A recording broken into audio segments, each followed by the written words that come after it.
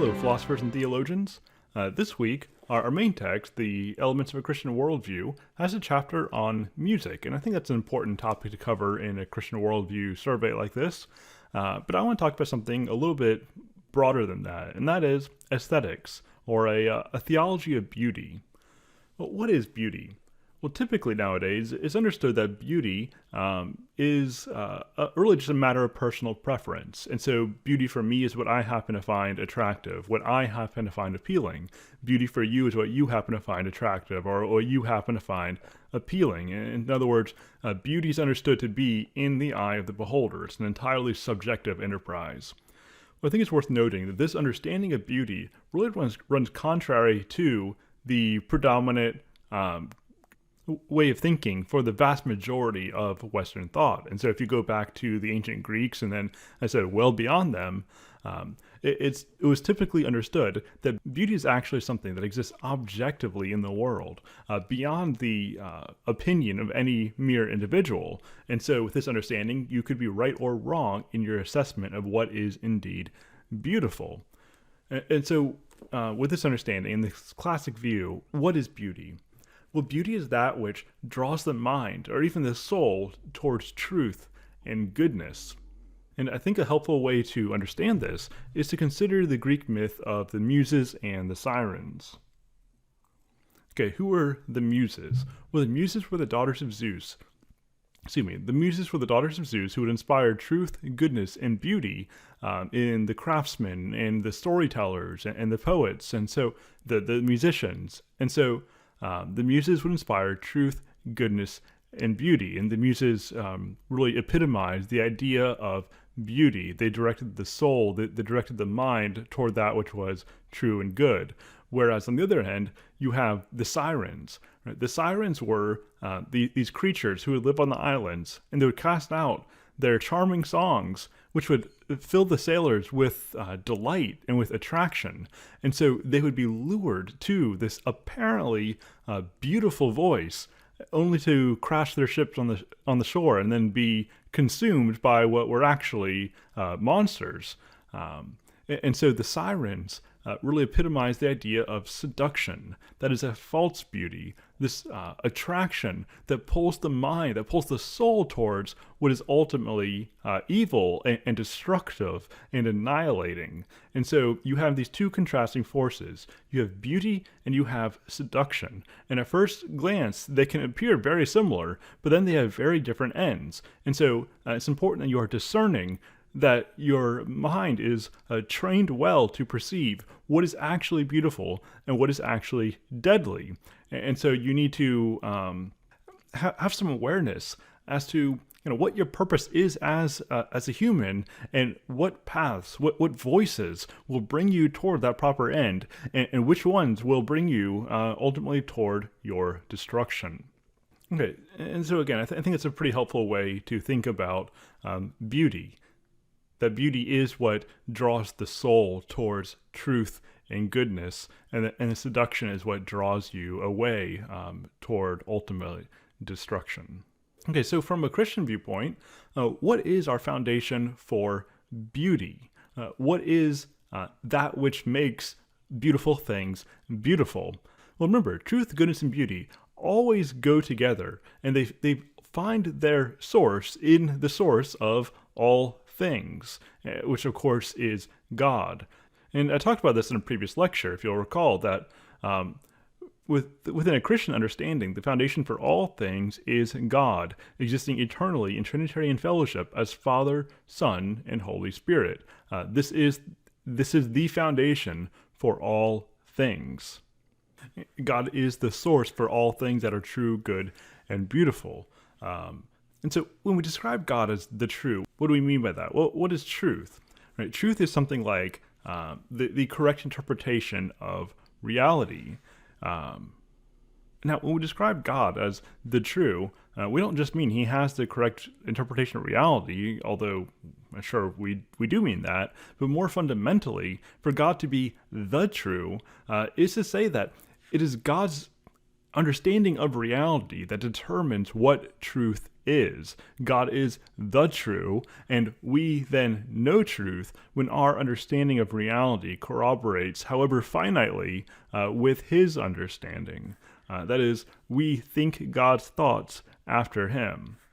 When we say that God is the good, we don't mean that God conforms to the standard of how things ought to be. Now, he certainly does do that, but again, for God to be the good ultimately means that God himself is the standard for what goodness is. And so everything else is measured against God and ultimately derives its goodness from God. And we describe God as the beautiful. What we mean is that he is the principal force that calls attention toward the good, which again is himself. Right?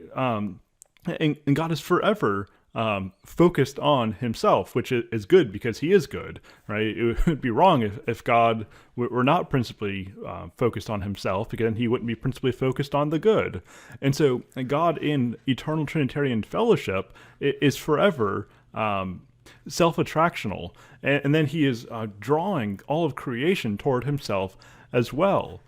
As Augustine says, you have made us for yourself, and our hearts are restless until they rest in you. And so God created all things, God the Father created all things through his word, and then animated them with the Spirit, that all things might return back to its source in worship of the true and the good. And so that's what it means ultimately to be beautiful, that whatever is properly beautiful is carrying out God's teleological design to bring creation, to reconcile creation to himself through the Word, which is Christ. And so God is the source of all things that are true and good and beautiful. And these things exist eternally in God's own Trinitarian fellowship. And so ultimately, truth, goodness, and beauty predate the created order. And it is out of truth, goodness, and beauty that the created order ultimately comes to be. Now, obviously, this world is a fallen world, and so it doesn't always conform to the standard, to the pattern of being that God initially established. And that's, of course, why we need redemption. And if you really want a pretty comprehensive theology of beauty and how beauty interacts with the theology of redemption, I have a book that I would strongly recommend to you, and that is The Redemptive Theology of Art by David Covington. This is something that if you're interested in the theology of beauty and the theology of aesthetics, that I would strongly recommend to you. And so, with these things in mind, it shouldn't be a surprise to us to see the critical role that music plays in Christian theology. We see all kinds of scriptural evidence that the angels were shouting for joy at creation, and then of course the angels sing at the incarnation of Christ. We see that God himself sings in a number of cases. We see that Jesus at the Last Supper, and I'm sure at other points, led his followers in singing hymns. And so our God is a singing God. The angelic host, the divine council, are regularly in song. When we get glimpses of the heavenly court, we see the angels in song. And so song plays an important role in heaven. Song plays an important role in redemption. This is the reason why God's chosen people, Old Testament as well as in the New Covenant, are singing people. And that's because ultimately heaven is a place of beauty. And that heavenly beauty erupts in the created order when it is in proper orientation toward its creator, toward the true and the good. In fact, this isn't even a uniquely Christian idea, although ultimately all truth is God's truth wherever it can be found. But if you go back to the ancient Greeks, to Pythagoras, for example, as well as a long tradition that's followed, but in the Greeks as well as in the up through the Middle Ages, and even into the Renaissance period, right? You see this idea that music is really part of the material world. And so again, back to Pythagoras, for example, he taught that the planets, the heavenly spheres, moved in a mathematically traceable pattern, a kind of rhythm, a tempo, and that these mathematical realities can be related to music, and so the cosmos itself is part of a grand symphony.